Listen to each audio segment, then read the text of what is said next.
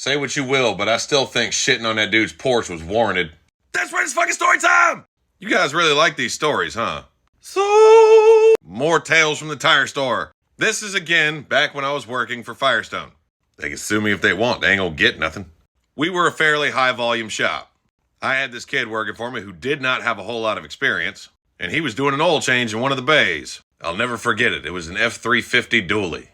When I say he didn't have a whole lot of experience, he really didn't have a whole lot of experience. He's fucking green as shit.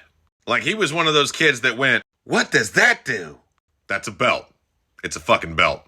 It does tensiony shit. Well, I had trusted that my technician had taught him how to rack a car. Apparently I was mistaken.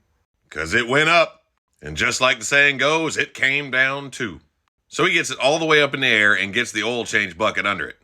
Then the weight shifted. It's sitting there just a-teetering. Well, I guess he had an overabundance of confidence because he grabbed it by the bumper. The back bumper. While it was falling backwards. I went over there and tackled his dumb ass out of the way. And that big ass truck hit the ground. Fucked the whole truck up. It was a nice truck. He looked at me and yelled, "What'd you do that for?"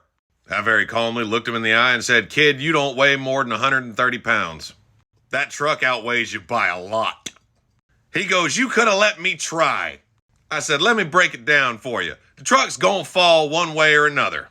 But if it falls on you, I gotta do a fuckload more paperwork. Then I'm short-staffed." Probably would have been better. Guess he took my "if a vehicle falls, you better be under it" speech real fucking serious. Luckily, the customer wasn't in the showroom to see all this.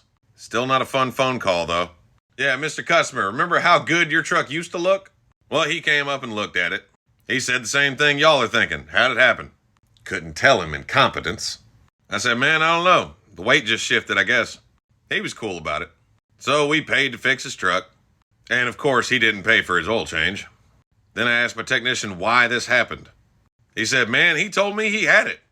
I said, "In retrospect, do you still believe him?" So we had a class on what to do and what not to do. District manager came to the conclusion that it could have been avoided had he been wearing his safety glasses. But luckily no one was hurt and the customer got a free oil change.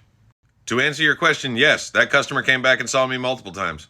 But like I said, I got a million more of these. So like and follow for more story time!